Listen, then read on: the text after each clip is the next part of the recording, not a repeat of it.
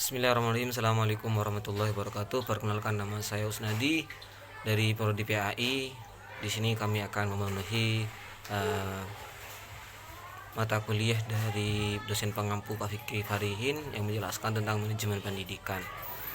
Di sini saya akan menjelaskan tentang manajemen pendidikan di PAUD, sekolah dan perguruan tinggi. Manajemen pendidikan Islam di Taman Anak-anak, di sini kelas pada anak usia dini selalu dinamis dalam bentuk perilaku, perbuatan, sikap, dan mental emosional anak.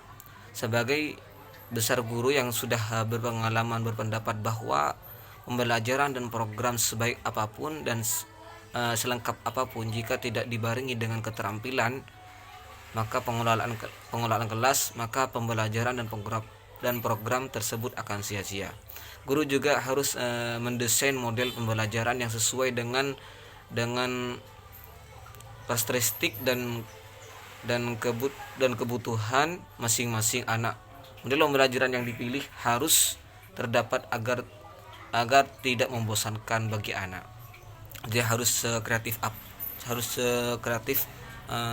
ketika mau mengadakan tentang sekolah anak-anak seperti itu. Kemudian pada anak-anak mulai melakukan model pembelajaran berdasarkan tujuan pembelajaran, maka guru mendesain kelas sesuai dengan model pembelajaran yang telah dipilihannya dari usia 0 sampai 2 tahun. Kemudian memiliki kelas yang masih variabel keberadaannya dan pengelolaannya, namun pada usia 3 sampai 6 tahun sangatlah memerlukan perhatian dengan pengelolaan kelasnya. Jadi seperti itu ya. Kemudian pengelolaan sekolah Islam di RA atau TK. Pendidikan formal dapat diberlakukan pada lingkungan atau keluarga anak menyatakan tersebut belum mendapatkan hasil yang baik karena mengalami kekurangan SDM, sumber daya manusia yang berkualitas, tidak merata peningkatan kualitas atau mutu tenaga pendidikan, dan juga pengelolaan manajemen sekolah yang menjadikan hal tersebut sangat krusial untuk menciptakan TK ataupun PAUD sebagaimana yang direncanakan. Hal tersebut karena pendidikan anak usia dini harus memiliki kualitas yang baik dalam mengembangkan tumbuh kembang anak sehingga harus menjadikan pengelolaan manajemen yang baik agar memberikan dampak yang baik pada anak usia dini. Selanjutnya, manajemen pendidikan di sekolah. Di sini ada manajemen pendidikan Islam di sekolah unggulan. Sekolah Islam unggulan adalah pendidikan yang berusaha membentuk keberadaan Muslim secara komprehensif dengan sistem pendidikan yang menyeimbangkan pendidikan fikriyah dan jasadiyah, serta memadukan jenis-jenis agama Islam dengan berdampingan, memunculkan sekolah elit dan paling tidak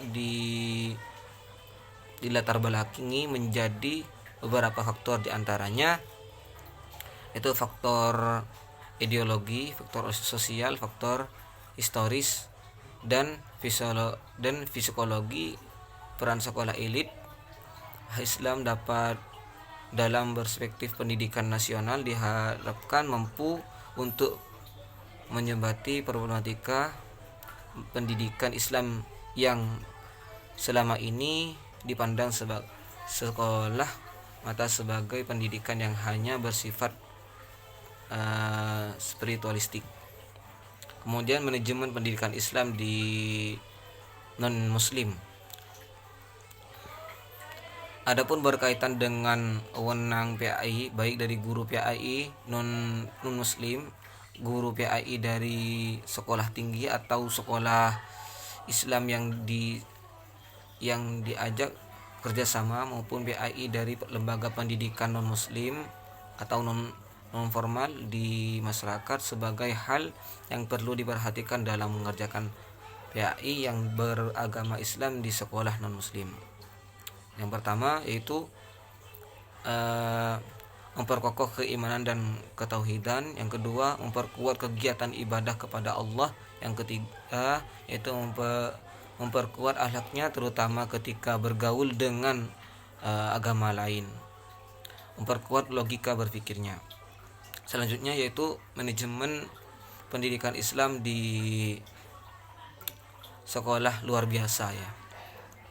Bagaimana dengan kemungkinan dalam penerapan PAI, permasalahannya sejauh manakah kesiapan guru PAI untuk diterjunkan kepada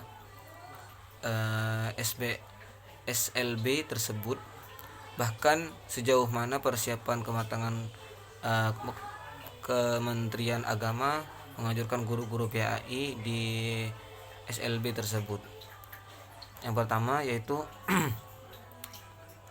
sebenarnya mengangkat guru pendidikan agama Islam sebab prioritas masih pada sekolah yang umum. Yang kedua yaitu Departemen Agama Islam Kementerian Agama belum menyiapkan guru agama yang harus diluncurkan ke sekolah-sekolah yang luar biasa. Yang ketiga, Departemen Agama belum menyiapkan buku-buku maupun pedoman pendidikan Islam khusus yang diberlakukan bagi sekolah-sekolah yang luar biasa. Yang terakhir yaitu manajemen pendidikan Islam di perguruan tinggi. Di sini bertujuan untuk menciptakan pendidikan di perguruan tinggi, perguruan agama Islam memiliki tujuan untuk sangat ideal dan mulia menggapai posisi garda terdapat wujudnya gagasan-gagasan melaksanakan pembangunan sosial. Tujuan PAI dirumuskan melalui konsistensi ilmu dalam agama yang diselenggarakan. Berangkat dari tujuan ini, langkah berikut adalah menentukan materi dan metode pembelajarannya. Wawasan Islam dengan menentukan materi. Langkah berikut adalah memikirkan penetapan dan menerapkan metode pembelajaran yang relevan. Di sini dosen PAI ditantang mampu menggunakan metode pembelajaran yang baik sehingga menjadi tantangan yang cukup berat ya, dan menguras energi